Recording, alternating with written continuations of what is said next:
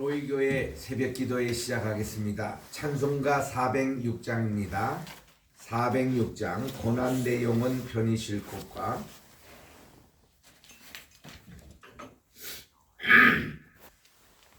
고난내 영혼 편히 싣고가 풍랑 위로도 안전한 폭풍까지도 다스리시는 주의 영원한 팔을 의지해 주의 영원하신 팔 함께 하사 항상 나를 붙드시네 어느 곳에 가든지 요동하지 않으고 주의 팔을 의지함이라.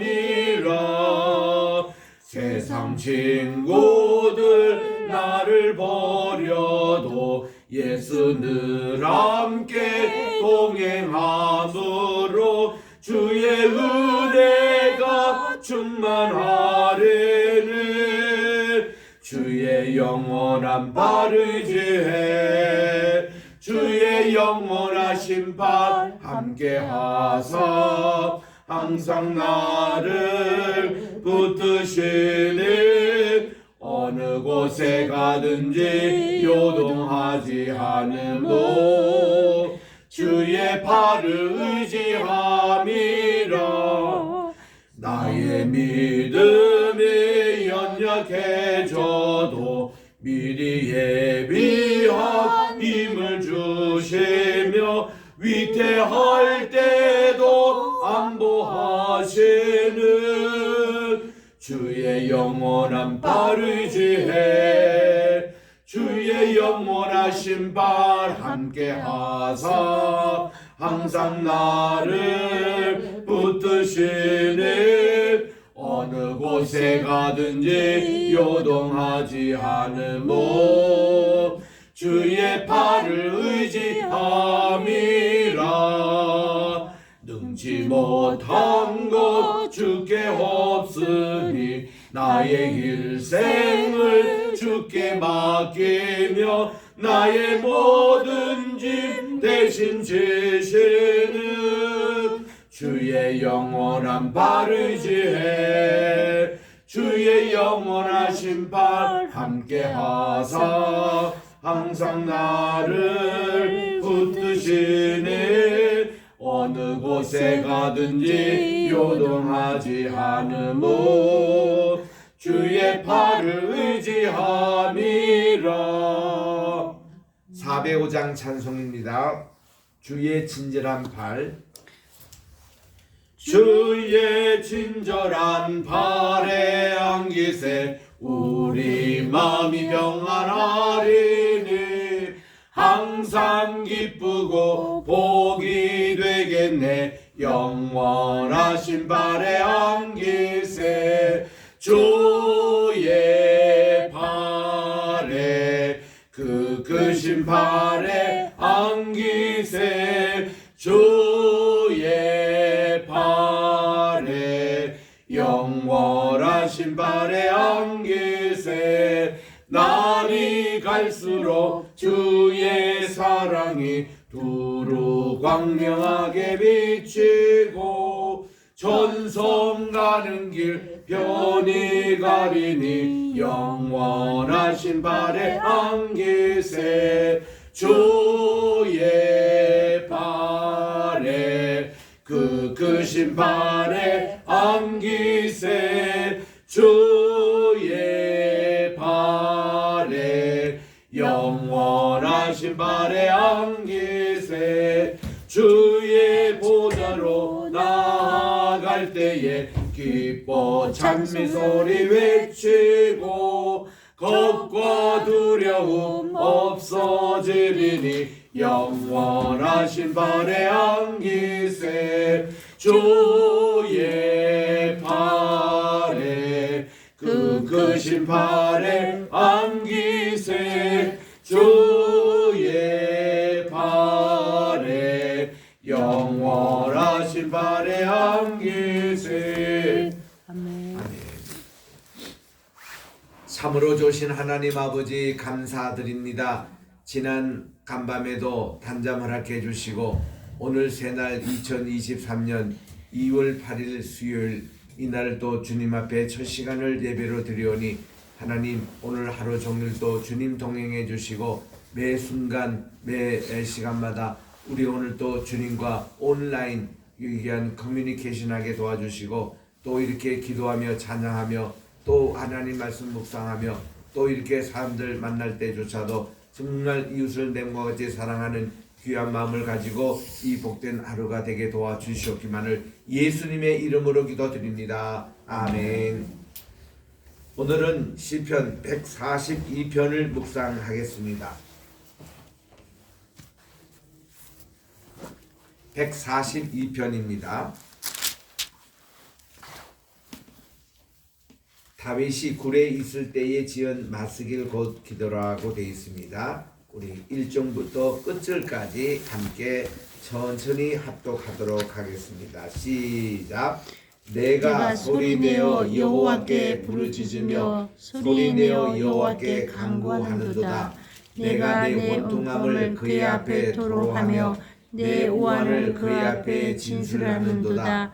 내 영이 내 속에서 상할 때에도 주께서 내 길을 아셨나이다. 내가 가는 길에 그들이 나를 잡으려고 올무를 숨겼나이다. 오른쪽을 살펴보소서. 나를 아는 이도 없고 나를 피난처도 없고 내 영혼을 들보는 이도 없나이다. 여호와여, 내가 주께 부르짖어 말하기를 주는 나의 피난처시요 살아있는 사람들의 땅에서 나의 분깃이시나이다. 나의 부르짖음을 들으소서. 나는 심히 비천하나이다. 나를 협박하는 자들에게서 나를 건지소서. 그들은 나보다 강하니이다.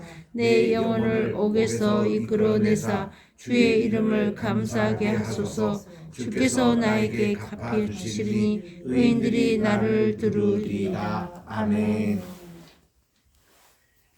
오늘 제목에 보니까 굴에 있을 때에 지은 노래라 그렇게 되어 있습니다. 이미 우리 시편 57편에도 이것을 살펴보면서 정말 새벽을 깨우는 하나님에 대해서 우리가 살펴보았습니다마는 이 굴에 있을 때라는 이 굴이라는 게 엔게디 광야에 있는 아둘람 동굴이라고 할 수가 있습니다. 그 엔게디 광야에서 이제 조금 북쪽으로 가면은 험한 바위가 이렇게 있습니다. 그걸 좀 지나면은 위에 그 동굴이 있는데 얼른 보면은 그렇게 많은 큰 동굴 같지가 않아요. 입구가 그렇게 넓거나 화려하지도 않습니다.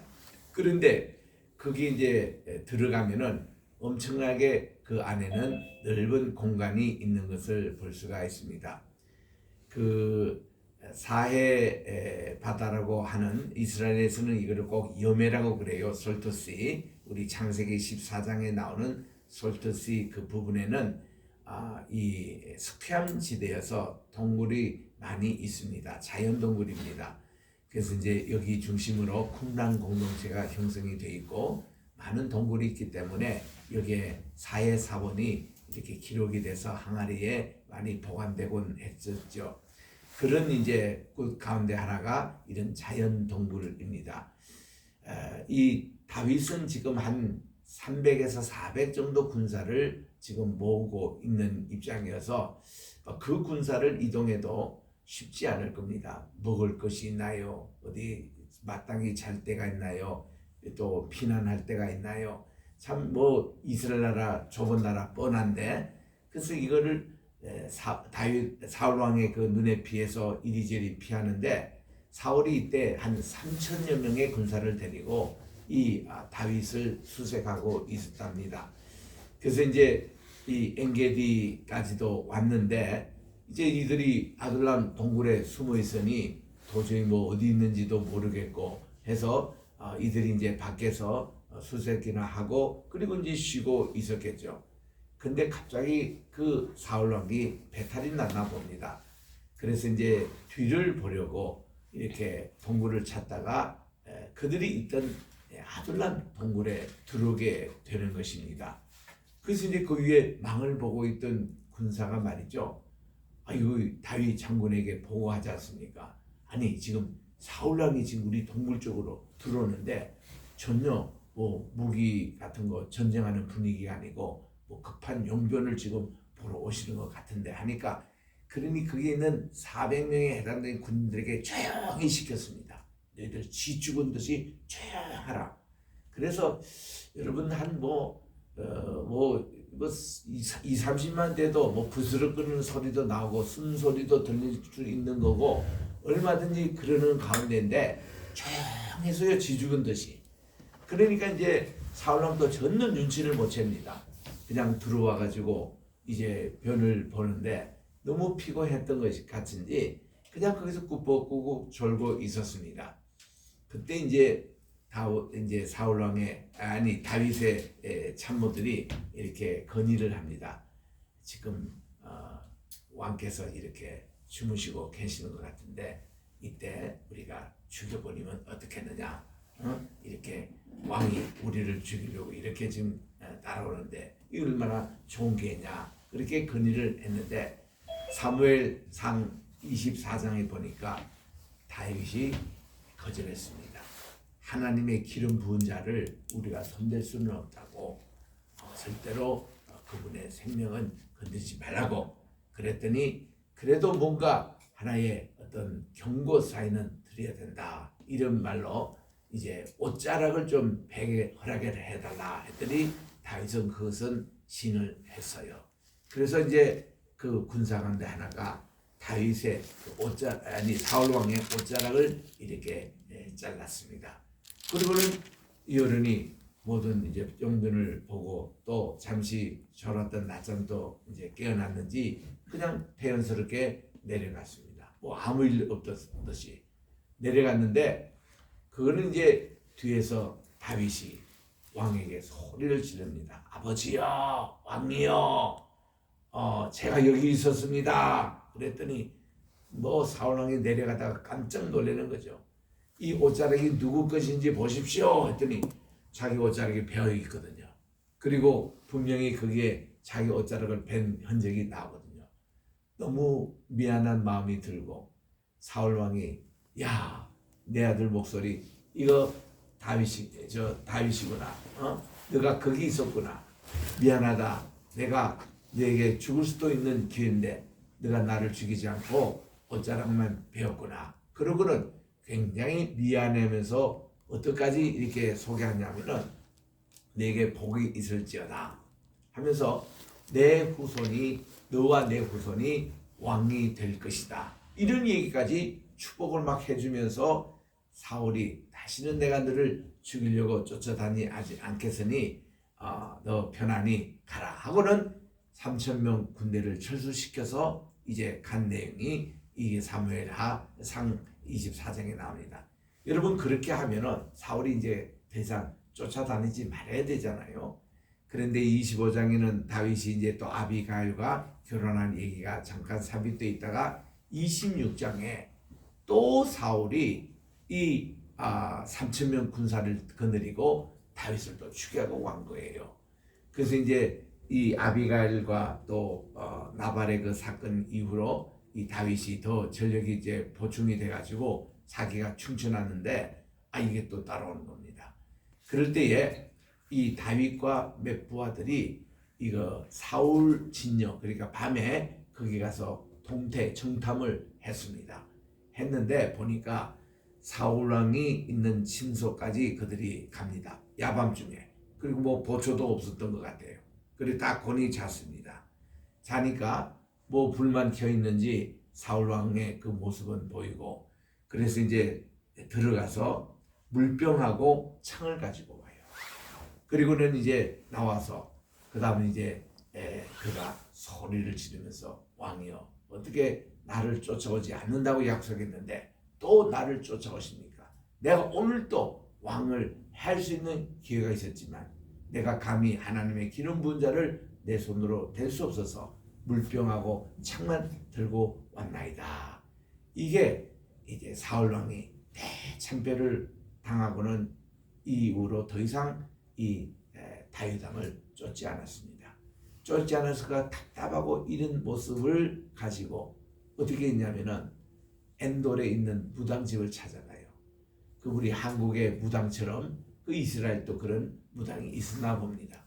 그게 가지고 뭐라고 요청하는 거니, 내가 이 왕으로서 하나님께 버림받은 것도 너무너무 답답하고, 내가 지금 다윗도 저거 이제 내가 두 번이나 이렇게 죽을 수 있는 기회를 내가 이렇게 살렸는데 도대체 하나님께서 나를 뭘 하는지 내가 대화할 수 있는 길이 없다고, 제발 사무엘 영을 좀 불러 올리다가 내가 좀 대화할 수 있도록 해달라. 그랬더니 이 엔돌에 있는 무당이요, 사울을 벌써 알아봅니다. 아, 이거 왕이시구만요. 왜 그래 변장하고 오셨습니까? 꼭 그렇게 원하신다면 제가 불러드리겠습니다 하고는 그가 사무엘 영을 불러주는 겁니다. 그러니까 이것이 이제 진짜 사무엘이냐 아니냐에 대한 논란이 한국 교회에 잠시 있은 적이 있었습니다. 그때 이제 한국에 베레아라는 그런 이제 분이 있어요. 김기동 목사님이라고, 지금은 돌아가셨습니다만은 이제 거기에 있다가 온 분이 그런 얘기를 합니다. 베레아 귀신론 이거 엉터리인 것 같다는 거죠. 왜냐하면 자기들이 이제 거기 있을 때에 그 귀신을 부른대요. 불러가지고 대화를 한다는 겁니다. 당신이 누구냐 또 뭐하냐 이러면은 그 6.25 때 돌아간다는 그 이 혼령들이 그렇게 많대요. 뭐 그런 사람이며, 또한 이제 자기가 여기 있다가 다른 데 가가지고 다시 올 때는 좀 더 큰 귀신이 돼가 와가지고 이러는데, 아버지 귀신도 나타나고 어머니도 나타나고 뭐도 이렇게 나타난대요. 그럼 나타나서 그게 진짜 아버지인지 아닌지를 자기가 실험해 봤대요. 그러면 당신이 아버지라면은 아들 이름이 뭐냐, 아들이 몇 년도에 태어났냐 물으니까 모르더라는 거야. 그게 무슨 아버지 귀신이에요. 모양은 그 모습을 닮았대요. 그런데 이렇게 얘기해 보면 아니라는 거예요. 그게 귀신이라는 존재는 이거는 허무맹랑하다는 겁니다. 그리고 이 귀신이라는 용어를 우리 한국교회에서 자꾸 사용하는데, 성경에는 귀신이라는 용어 자체가 한마디도 없다는 거예요. 다 성경에 나오는 것은 이게 뭔가니 마귀 아니면 악귀 뭐 이런 표현을 쓰는 거지 귀신이라는 말이 없다는 겁니다. 그래서 이제 이 귀신론은 허무맹랑한 것이다. 제가 이단 대책 연구할 때에 그때 온 이 다 정보들이었습니다. 그래서 뭐 이단에 이런 속해 있는 분들이 미국에 제가 이단 대책위원회에 있을 때 많이 저를 찾아온 거죠. 뭐 그래서 자기들에 대해서 변명도 하고 다시는 그러지 않겠다 그러고 해서 뭐 이만희 씨도 제가 2번이나 만났잖아요. 그래서 뭐 밥을 사주고 돈 봉투 과정도 다 우리는 거절하고, 밥도 우리가 계산 다 하고 우리는 당신 정도로 가라고, 정도로 제발 이렇게 당신도 구원받아야 되지 않겠느냐 뭐 이렇게 나가는데, 그 뭐 계시록 12장에 우리 여자가 한 아이를 해산해 가지고 한 것을 우리는 마리아가 예수님을 해산하고 그리고 핍박을 받은 그런 것으로 우리 계시록 12장을 해석하는데, 그 낳은 아이가 이만이라고 그렇게 가르치는 집단 말이죠. 웃기는 건 아닙니까? 무슨 그게 보혜사입니까? 그러니까 그분이 딱 얘기가 뭔가 하면 자기는 그렇게 가르친 적이 없대요. 자기 제자들이 자꾸 그런다는 거야. 그게 그 말이죠.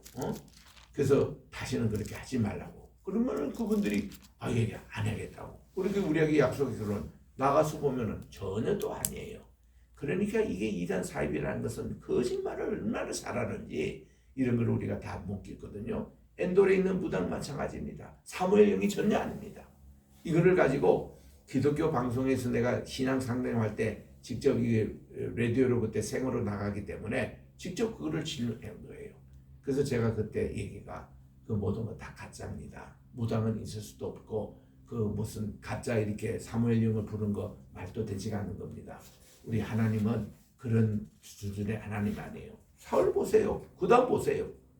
그래서 사무엘 영이 이렇게 나타나가지고 이제 다 사울하고 이렇게 했는데 그 다음날 블레셋 군대에서 전사당하지 않습니까? 그게 무슨 뭐 하나님이 보내신 뭐 천사고 뭐 영이고 있나요? 그러니 엔돌이 무당 자체 찾아가는 것 자체가 사울이 잘못된 거예요. 이런 잘못된 길을 걷고 있는 다윗이 영적인 싸움을 지금 하고 있는 거예요. 그게 오늘 142편의 20편입니다. 하나님께 이렇게 기도합니다. 내가 소리내어 여호와께 부르짖으며 소리내어 여호와께 간구하는도다. 여러분이 쫓기고 지금 동굴에 있습니다. 이런데 이런 이제 수모를 당하고 이럴 때에 내 원통함을 주님 앞에 토로하며 내 우환을 그분 앞에 다 내가 진술합니다. 하나님께 지금 간절히 부르짖는 단어시예요. 이 3절입니다. 내 영이 내 속에서 상할 때에도 주께서 내 길을 아셨습니다.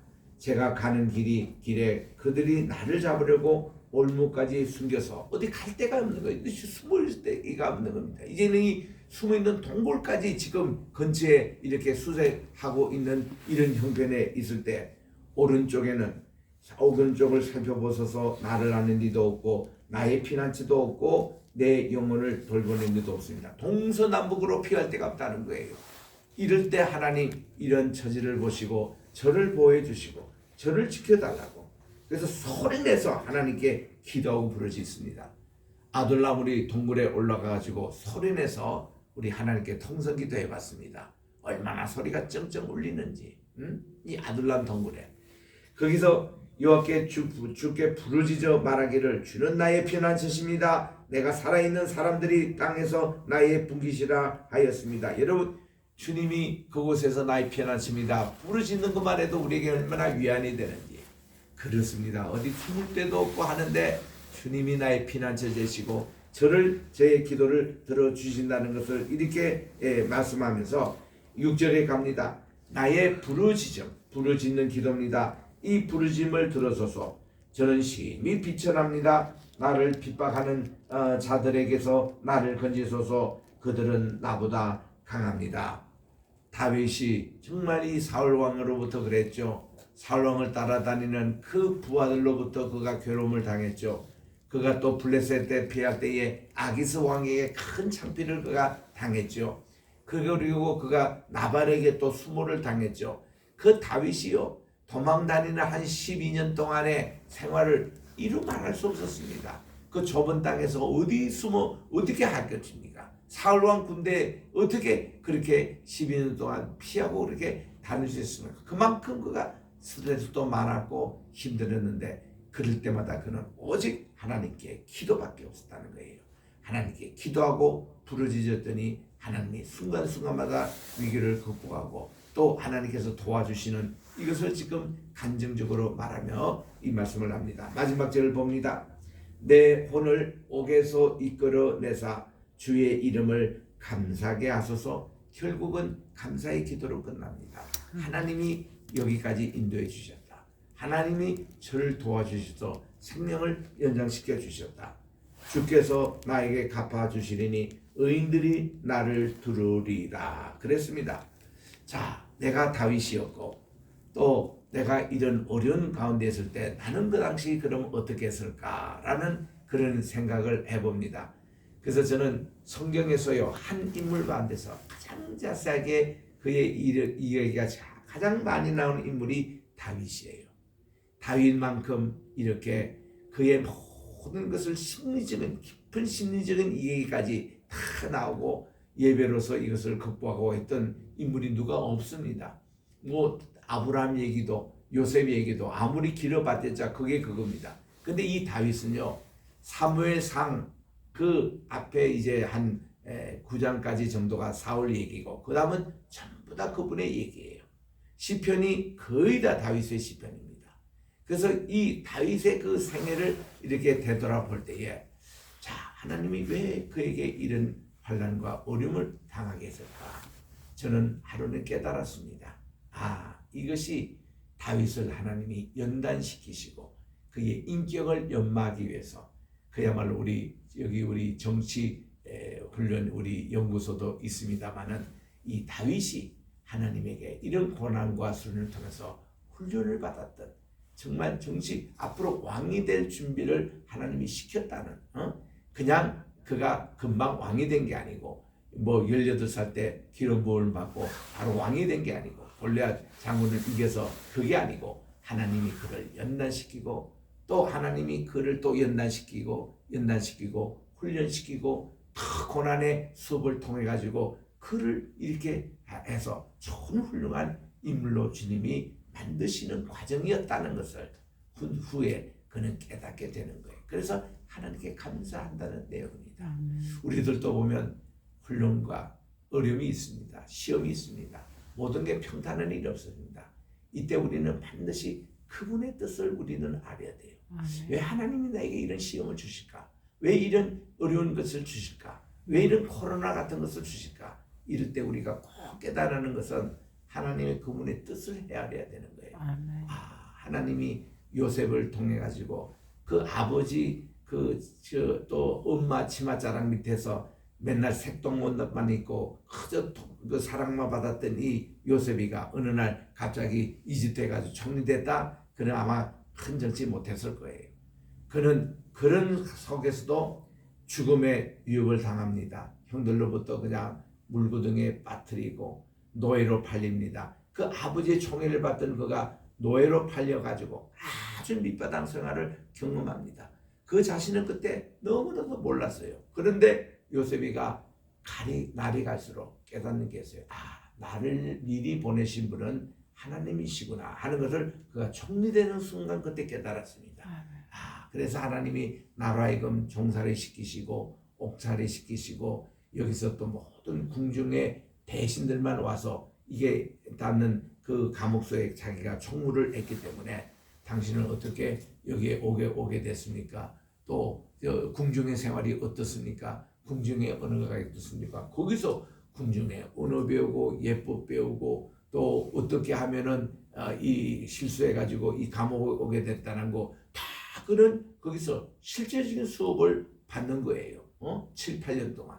그러다가 그가 13년 동안 종살이, 옥살이를 경험하고 나서 하나님이 때가 되시네. 나이가 30세가 됐습니다. 30세가 될 때에 랍비도 될 수 있고 밖에 가르치는 나이거든요. 그때 하나님이 바로에게 2개 꿈을 꾸게 하시고 그 꿈에 대한 해석을 이 요셉으로 하여금 해몽하게 하시는데 그게 딱 맞았던 거예요. 그래가지고 이런 거사에 대해서는 당신이 앞으로 우리나라 국무총리의 모든 일을 맡긴다 할 때에 한번 여러분 생각해 보세요. 히브리에서 잡혀온 종이 말이죠. 갑자기 그거를 시켜놓으면은 어떻게 국사를 무슨 언어로 설명했습니까? 그러나 하나님은 그로 하여금 보디발 집에서 훈련을 시킵니다.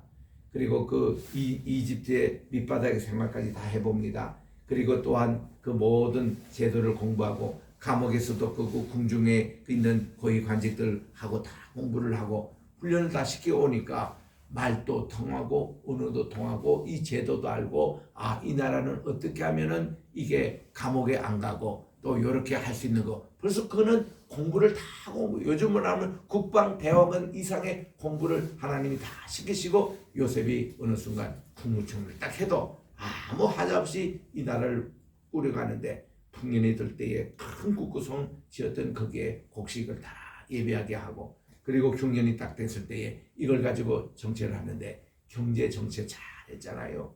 그리고 이 나라의 모든 사람들이 곡식이 없어서 살 때 그들이 땅을 팔아서 다 바칩니다. 땅까지도 없을 때는 또 자기들 노예로까지 다 해서 거의다가 요셉수와의 노예가 다 되어버려 말았습니다. 공식 양식을 사기 위해서.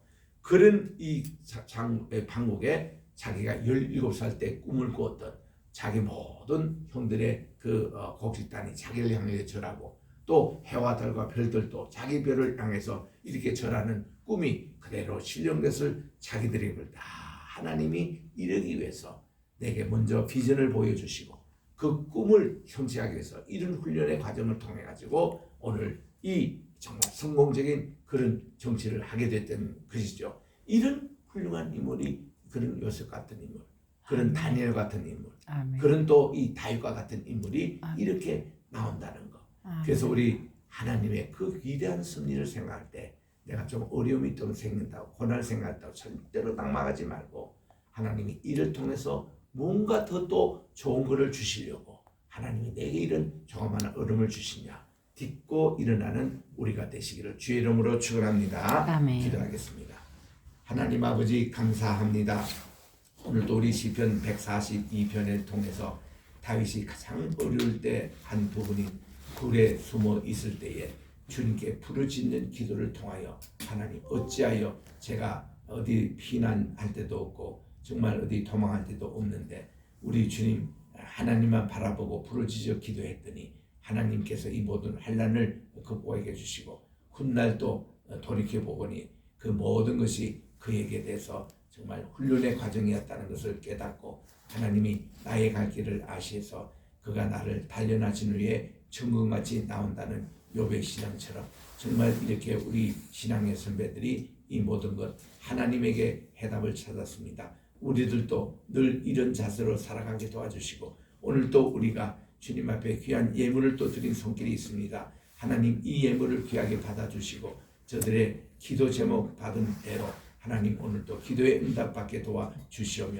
오늘도 우리 대한민국을 지켜주시옵시고 우리 황희슬 로품 주님께서 오늘도 장정에 붙잡아 주시고 로이 교회와 우리 게세마네 신학교 하나님께서 다 붙들어 주시고 하나님의 섭리대로 인도해 주시옵기만을 예수님의 이름으로 기도드립니다. 아멘. 하늘에 계신 우리 아버지여 이름이 거룩히 여김을 받으시오며 나라의 임하옵시오며 뜻이 하늘에서 이룬 것 같이 땅에서도 이루어지이다. 오늘날 우리에게 일용할 양식을 주옵시고 우리가 우리에게 죄 지은 자를 사하여 준 것 같이 우리 죄를 사하여 주옵시고 우리를 시험에 들게 하지 마옵시며 다만 악에서 구하옵소서. 대개 나라와 권세와 영광이 아버지께 영원히 있사옵나이다. 아멘.